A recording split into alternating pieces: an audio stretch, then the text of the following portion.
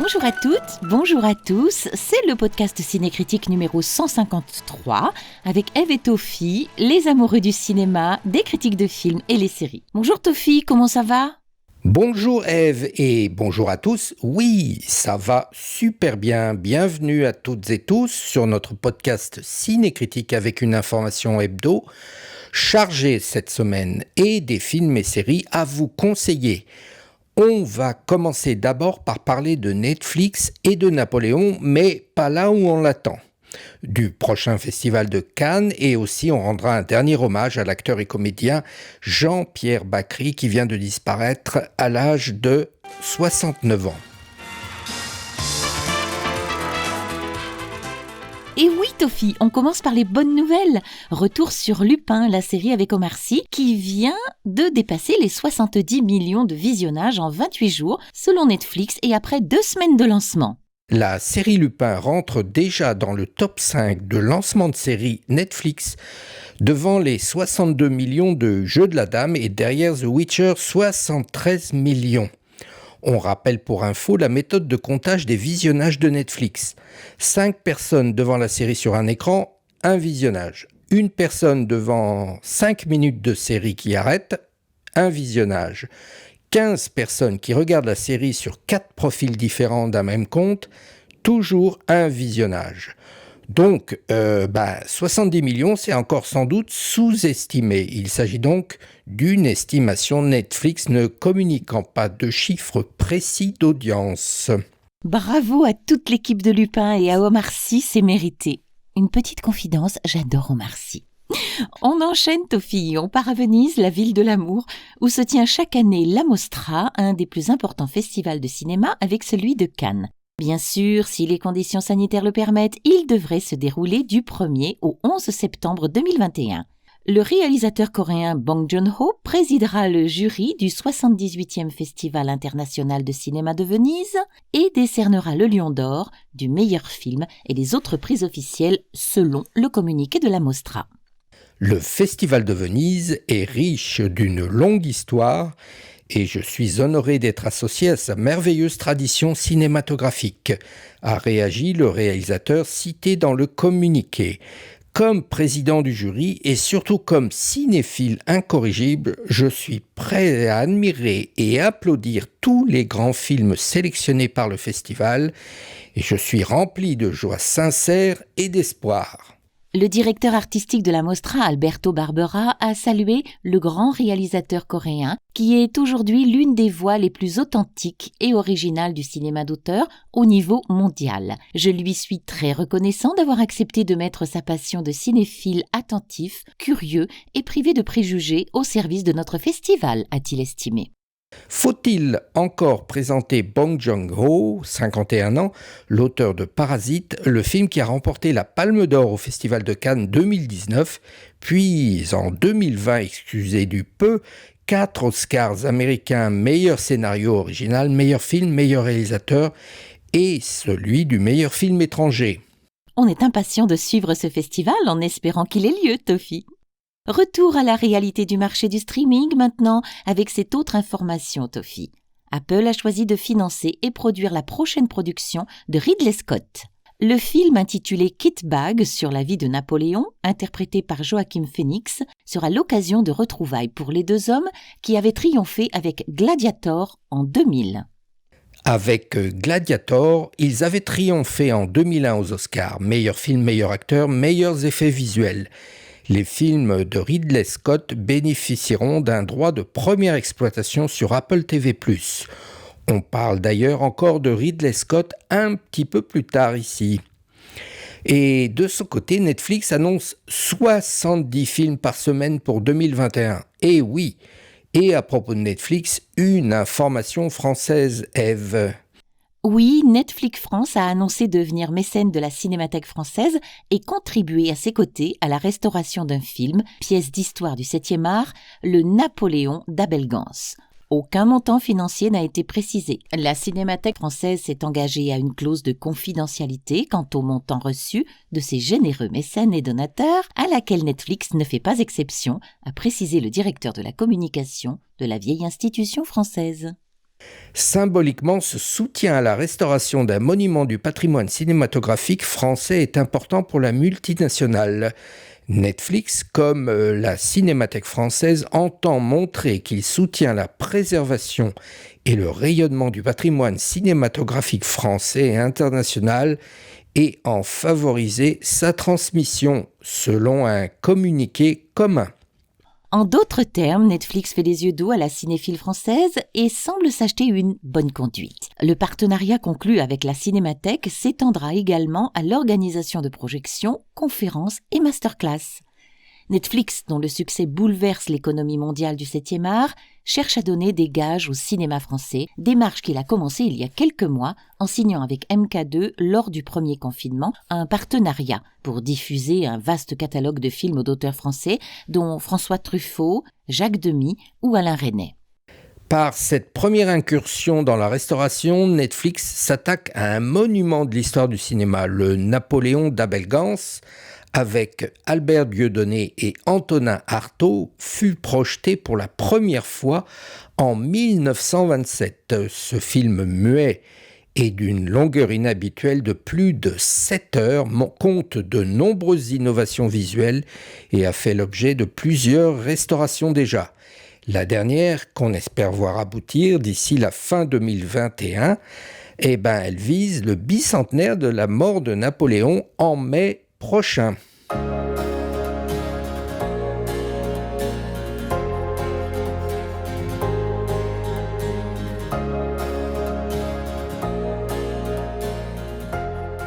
On passe au conseil de film Toffee avec 3 films cette semaine. Et dans chacun de ces films, on a à chaque fois un couple mythique. Faye Dunaway, Steve McQueen, Brigitte Bardot, Robert Hossein et Susan Sarandon, Gina Davis. We're in this together. You wanted in. You're going to get 10%. So you earn your keep. $2,600,000 in cash. Whose head are you after? Yours. Mine. Yours. On commence par le film américain, presque un classique incontournable, L'affaire Thomas Crown, un thriller romantique de Norman Jewison, sorti en France en 1968, avec les très séduisants Steve McQueen et Faye Dunaway.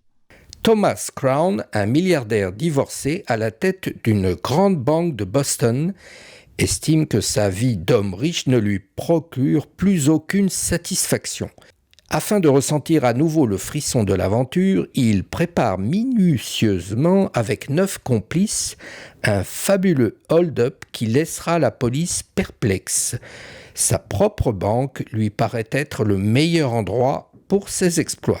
Le coup réussit à la perfection, tandis que l'enquête menée par le commissaire Malone piétine, Thomas en va cacher son butin en Suisse.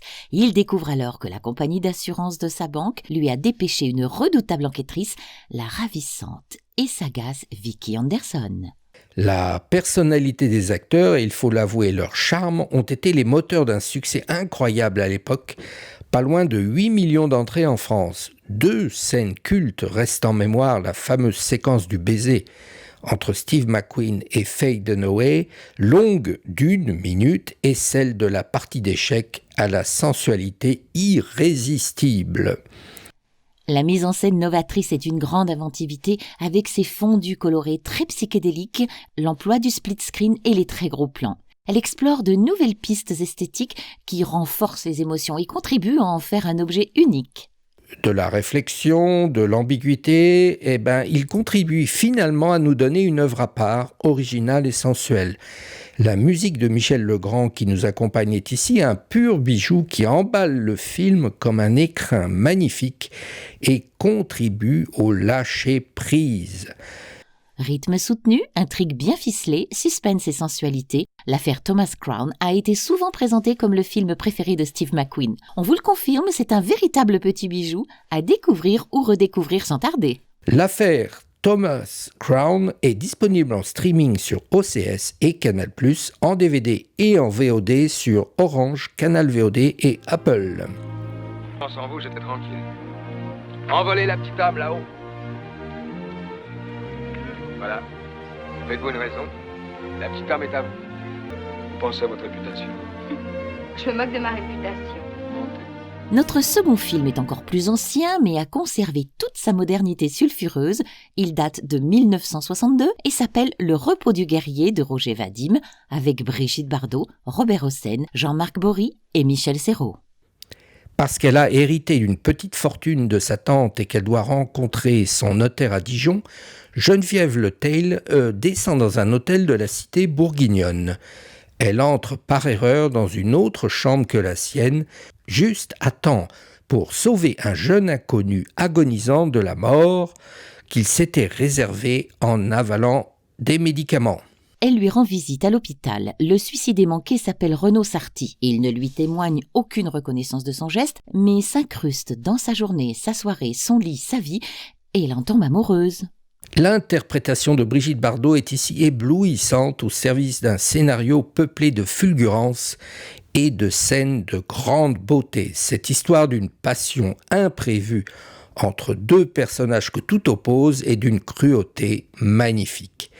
Évidemment, le film qui a fait scandale à l'époque laisse rêveur aujourd'hui, mais on peut y faire une lecture progressiste, voire féministe. Cette histoire est en effet l'histoire d'une femme qui arrive à conquérir sa liberté totale sans les entraves que rencontre habituellement un couple. Elle n'est plus une victime déchue et avilie, c'est elle qui devient l'élément de force du couple, et au bout de l'aventure, c'est l'homme qui vient mendier son amour, sa présence. C'est elle qui reprend alors le rôle du guerrier. Un très beau film avec une Brigitte Bardot en femme amoureuse et torturée. Son jeu y est ici intense et dramatique, à l'opposé de la poupée innocente et ingénue qu'on lui connaît. Le repos du guerrier de Roger Vadim est disponible en streaming sur OCS et Canal+, en DVD et en VOD sur Orange et Canal VOD. Hey, how you doing, little housewife? Louise. Yeah, I still have to ask Daryl if I can go. You mean you haven't asked him yet? Thelma, is he your husband or your father?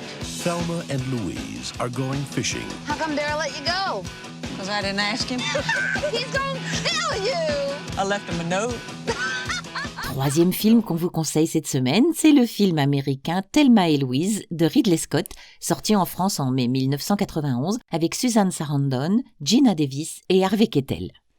Deux amies, Thelma et Louise, frustrées par une existence monotone, l'une de son mari, l'autre avec son petit ami, décident de s'offrir un week-end sur les routes magnifiques de l'Arkansas.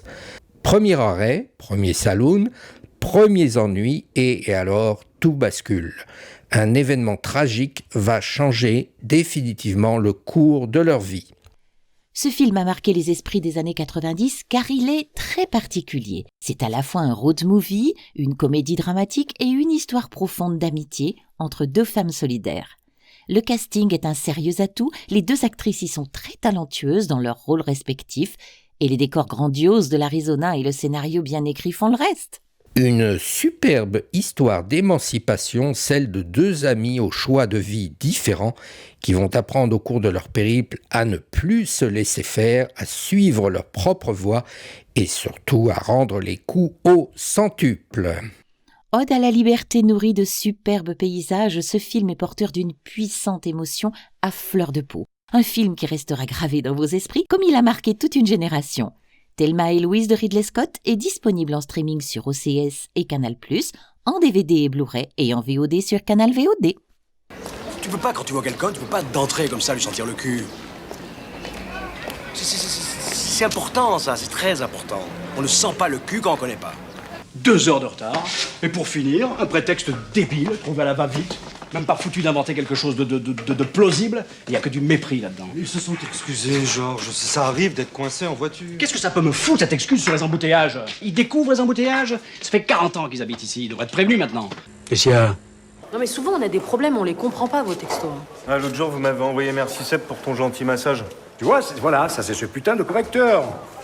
En plus, je trouve pas les ponctuations. Je me retrouve avec des trucs débiles, là, ces ronds jaunes qui tirent la langue, avec des lunettes de soleil. Les smileys, ça. Ouais, voilà, ça, là. Vous avez reconnu cette voix est celle de l'acteur, auteur et scénariste français Jean-Pierre Bacri, qui vient de mourir cette semaine à l'âge de 69 ans. Max, le troisième membre du premier équipage cinécritique, a souhaité nous envoyer quelques mots sur ce monument du cinéma français. Son humour pince sans rire, son flegme et sa mélancolie grincheuse vont terriblement nous manquer. Jamais râleur n'aura été aussi attachant. Son rôle de proxénète dans Le Grand Pardon d'Alexandre Arcadi en 1982 le fait connaître du grand public. Il enchaîne alors les succès. Avec Agnès Jaoui, sa fidèle partenaire rencontrée en 1986, ils enchaînent les succès comme scénariste, réalisateur et acteur. La pièce de théâtre Cuisine et dépendance connaît un grand succès en 91 et 92. Réunissant déjà les 5 interprètes du film, la pièce décroche 4 Molières. Jean-Pierre Bacri s'impose également comme scénariste avec la comédie d'Alain Resnais Smoking No Smoking, dont il a coécrit l'histoire avec Agnès Jaoui. Ce long métrage leur vaut le César du meilleur scénario en 1994. L'année 1996 les révèle en effet au grand public avec la comédie Un air de famille, mise en scène par Cédric Clapiche, d'une autre pièce qu'ils ont écrite. Le film leur vaut le César du meilleur scénario 1997. Tous deux avaient obtenu au Festival de Cannes en 2004 le prix du scénario pour le film Comme une image. Ces dernières années, l'acteur tournait moins, se limitant à 2 films par an et revendiquant son droit à la paresse. Parmi ses tout derniers films, Place publique d'Agnès Jaoui en 2018 et Le sens de la fête d'Olivier Nakache et Éric Toledano. Il y est irrésistible dans le rôle de Max, organisateur d'un mariage où rien ne se déroule comme prévu, un rôle d'éternel bougon taillé sur mesure. Jean-Pierre Bacri reste dans nos cœurs, dans le cœur de tous les Français. Il ne prenait pas son métier au sérieux et avait un sens de la parole, de l'égalité et de la justice qu'il résumait par cette phrase 1000 fois rabâchée. Pour moi, balayeur ou président de la République, c'est la même chose. Autrement dit, on leur doit le même respect. Vous nous manquerez, monsieur Bacri. On a terminé en pensant très fort à cet acteur terriblement humain et qui nous manque déjà. Cinécritique, en plus d'un podcast, est aussi un site web où vous retrouverez toutes nos critiques de films, ceux qu'on a aimés et ceux qu'on a moins aimés. N'hésitez pas à parler de notre podcast autour de vous, à vous abonner et à le noter à partir de votre application préférée. Cinécritique est présent sur cinécritique.com, SoundCloud, Apple Podcast, Spotify, Deezer, YouTube, Instagram et sur Tumblr. On vous souhaite une très bonne semaine avec plein de films et séries dedans. Très bonne semaine à toutes et tous, on garde le moral, faites attention à vous, protégez-vous et restez à l'écoute. À jeudi prochain.